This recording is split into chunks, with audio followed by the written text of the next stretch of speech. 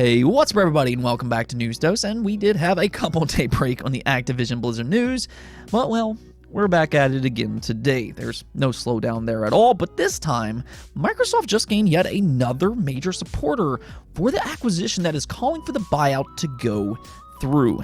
They did note that they're disappointed in the FTC's decision, so we're going to go into that later on today, as well as what all of this could possibly mean. Also, another PlayStation first-party game that's been in a rumor mill for quite a while was pretty much essentially confirmed, and this is an interesting direction for one of their most popular franchises. With all that said, though, we do have a lot to get into, so let's just go and jump right into things, starting off with Hideo Kojima. I'd say that Kojima was pretty busy for 2022. Of course, at the Game Awards, he officially confirmed Death Stranding 2, which is a PlayStation 5 exclusive, a very exciting one at that, and that's gaining a lot of attention. But that's kind of the thing here. We know for a fact that's not all he's working on, because he did confirm that he's also partnered up with Microsoft to work on some kind of Xbox game, which presumably is a cloud-based horror game by the name of Overdose. Footage of this game is already leaked out online and everything, so we have a relative idea of what this game is. Though I'd say that footage also brought forth just as many questions as it did answers. If you've seen the leaked footage, you probably know what I'm talking about here. But in typical Kojima fashion, he seems to be doing some unique things with Overdose. It seems to be a different take on the horror genre, which kind of lines up with some things that he's teased in the past. But nonetheless, the reason that we're talking about all this today is because for the studio's 7th anniversary, Kojima posted a video where he gave a brief update on the studio and mentioned some things that he wants to show next year in 2023. This is what he said. In addition to Death Stranding 2, we are also preparing a completely new game as well as some visual projects. I am hoping to bring you more information on all of those next year. Now, in theory, that doesn't necessarily confirm that this new game is Overdose or the Xbox game in question. Technically, they might be working on something that we don't know about, but considering the Xbox game is already confirmed, yeah, I'd say that there's a good chance that he could maybe possibly be referring to that game. I guess we'll see soon enough, though, because it does look like Kojima Studios is going to have yet another big year in 2023. Now, speaking of teasing games, Bluepoint Games, one of Sony's newest acquisitions, seems to be teasing some type of new game here as well. For the holiday season, they posted a greetings card, and check this out. It's not very coy per se, it's a fairly obvious tease because, as you can see here, there's 4 different presents where 3 are open and 1 is still wrapped. In front of the 3 open presents, you have a shield, which represents Demon Souls, then an axe for God of War Ragnarok. They did help with that game because, yes, big AAA games oftentimes do involve collaborations or help in some way, shape, or form. I'm looking at you, Perfect Dark. But then at the end, you do have a sword from Shadow of the Colossus. So these are already released games. But then there's that one present that's yet to be open, and that's the one that's in question today. Again, they're very clearly teasing their next game here, which is something that Bluepoint Games, they do like to do. They did some very similar things leading up to the Demon Souls remake as well. They just like to tease their different projects. This greetings card, though, has sparked a lot of speculation as to what they might be teasing. And the 2 leading theories that I continue to see online is for either a Metal Gear Solid remake or maybe even a PlayStation 5 Bloodborne remaster. Now, when it comes to Metal Gear Solid, there's already been a lot of rumors of a remake happening. This has been in the talks for quite a while, and one of the things that we have heard frequently is that this is maybe possibly a PlayStation exclusive. So this would kind of line up with those rumors. And if you look at this greetings card, the gift does kind of look like a cardboard box. For that matter, the bow kind of looks like a red exclamation point, which is something that you often see in Metal Gear Solid. So okay, that all seems to kind of fit here. Now, as for Bloodborne, we already know that they have some experience with the Soulsborne genre with Demon Souls, and I think that they did an absolutely phenomenal job with that game. And a Bloodborne remaster is, it is absolutely needed. I know we would all love to see this game at 60 frames per second. Honestly, though, I'd be happy with either one of these games if that is truly what they're working on. But I do kind of wonder, with them teasing something here, regardless of what it is, maybe a 2023 announcement? Hopefully. But I guess we'll see. Moving on, we got a quick update for Resident Evil Village VR. If you are looking to get a PlayStation VR 2 next year, this is more than likely going to be one of the more wish-listed items. I mean, Resident Evil Village is already a great game. We know that.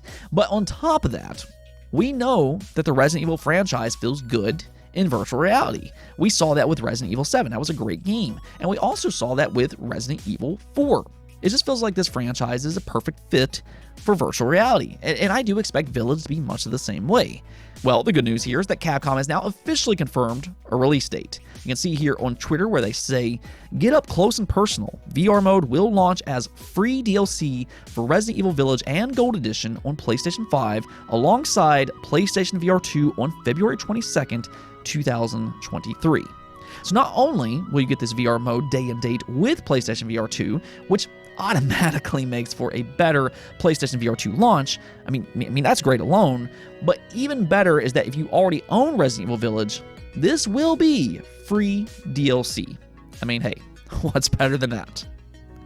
Alright, so let's just go and talk about Xbox, though, because I know we just haven't had enough Activision Blizzard news as of recent. I mean, we need more of it, right? But yes, they did gain yet another major partner in their acquisition that could help their case against the FTC. That right now is the looming story. The FTC, they've of course pledged to sue Microsoft in an attempt to block the buyout. But the thing is that the FTC continues to look terrible, and their case continues to falter. It seems to me, at the very least, the FTC has flimsy reasoning to try and block this buyout.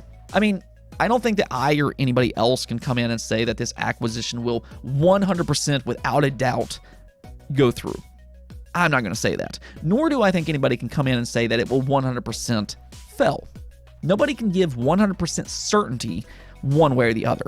But when I personally look at this case, I do think Microsoft has a lot going for them.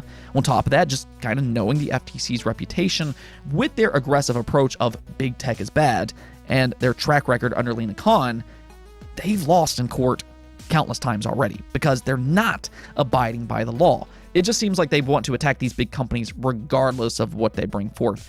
So when I look at all that, yeah, I do think Microsoft has a good case. That's all I'm saying. But nonetheless, I think Microsoft's case just got even better because the AFL-CIO just became their latest major supporter. Now, who is the AFL-CIO? Well, they're actually one of the largest unions in the United States, and that is something that we have seen crop up in this buyout. One of the big reasons Microsoft was even able to do all this in the first place is because Activision Blizzard has heavily been criticized for their work environment. They've faced several work-related situations in recent years, and that's probably putting things mildly here. But it's gotten pretty bad, and this is something that regulators have pointed out. They say that they're concerned about this situation as they want to consider work conditions with this buyout. They want to ensure that these workers have a good work environment.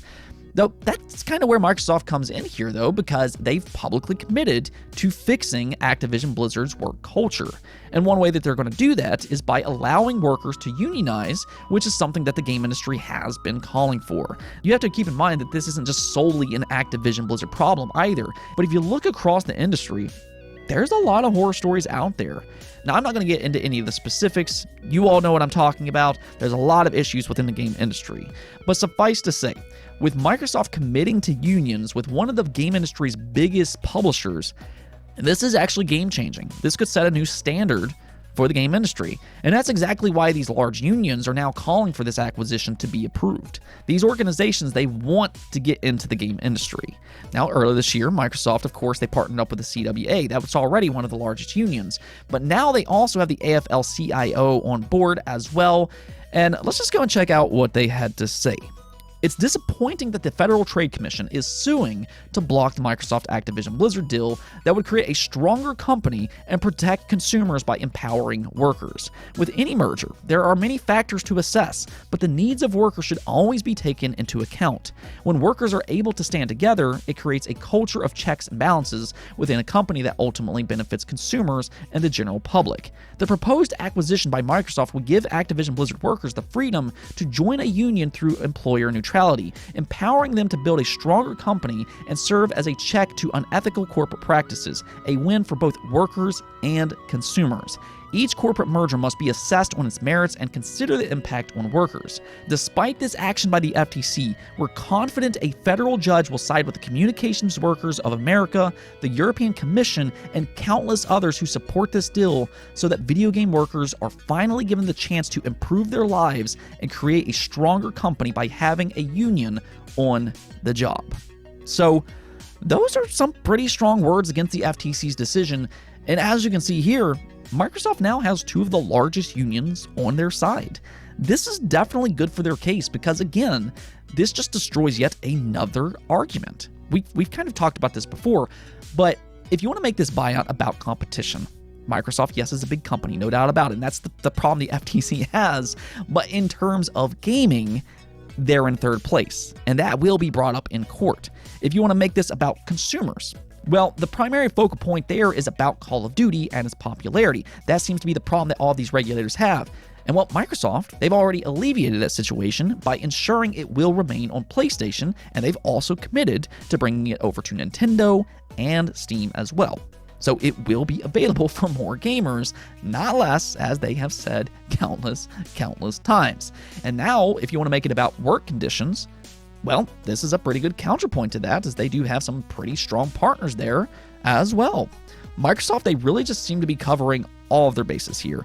And if anything, I think that this just kind of puts the FTC in an even more difficult position. It just makes them look terrible. There's already some skepticism on their agenda as is, but now with this, it also puts them in a position where it makes it seem like they're against work conditions.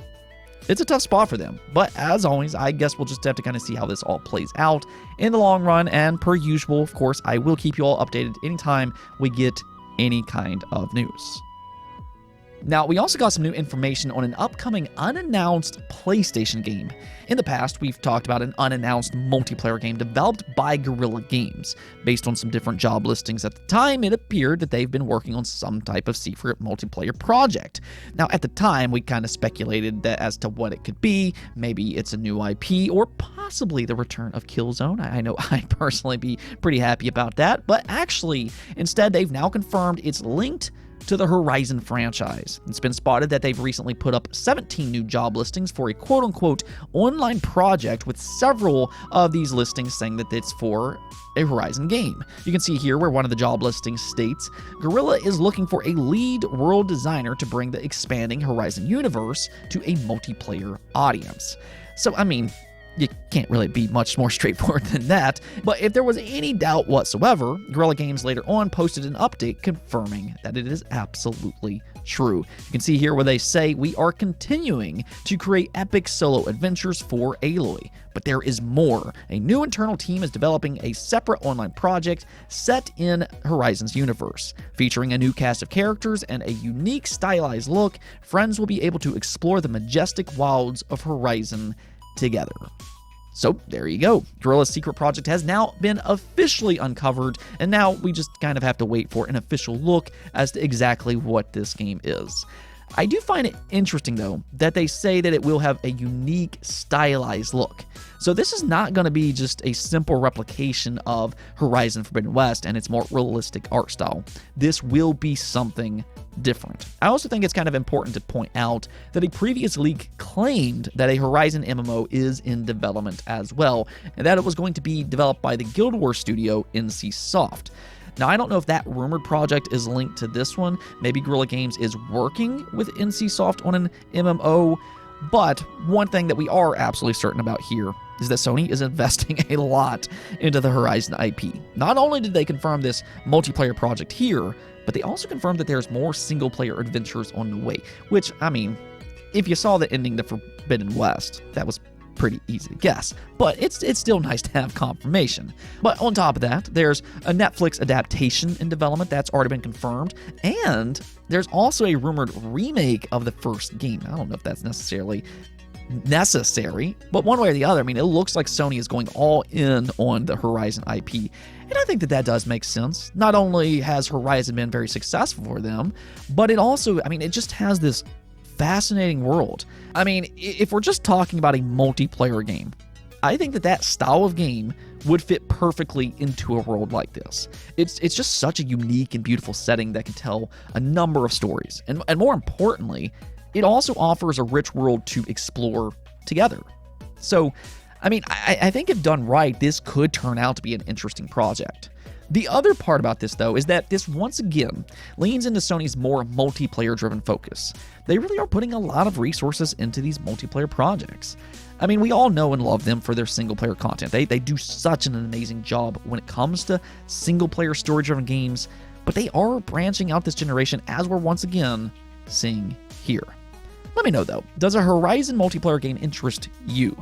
Let me know in the comments below. Let's go and take a look at the poll of the day, where I asked you all, if Valve makes an upgraded Steam Deck with an OLED screen and an improved battery, would you be interested in getting one? And as you can see here, the majority of you all actually did say yes. 8% of you said yes, even though I have the original. 45% said yes, you don't own the original. Then 5% of you said no, already own the original. And 35% just said that you're not interested. So that means 53% of you all would absolutely be interested in an updated Steam Deck. I think the bigger part of this story, though, is that it has the potential of bringing in a lot of new customers that are currently holding out. That's kind of my big takeaway from all this. There's still a large untapped market here, and that's exactly why Valve absolutely needs to continue their efforts here. Just continue to perfect this device, or at the very least, give fans more options. I mean, even for myself, even though I already own one, an OLED model does sound enticing. I mean, that would be a major upgrade, as we've already seen with the PlayStation Vita and, of course, the Switch OLED. Now, I'm not saying that I'd get a Steam Deck OLED considering I already own one, but, you know, it's an upgrade that at the very least would certainly have me considering things. Looking through the comments, though, one thing that I did notice is that some of you will also want a smaller, more portable design. You can see here posted by New Terrain, which says, the Steam Deck is so big, I don't really consider it portable. No more portable than my laptop, which is what I use. So no, I'm not interested. And I did see similar comments kind of echo this sentiment here, so that might be another option for Valve to take if they can find a way to make that possible. Hey, who knows? Maybe they'll kind of go in the direction of Nintendo and have a standard Steam Deck, a Deck Lite, and then of course they could also have that OLED model. The more the merrier, right? Anyways, though, that's it for this episode, but if you liked the video, don't forget to hit the bell notification and subscribe button for more content just like this. Also, if you'd like to support the channel through Patreon, thank you for making this content possible. Peace out.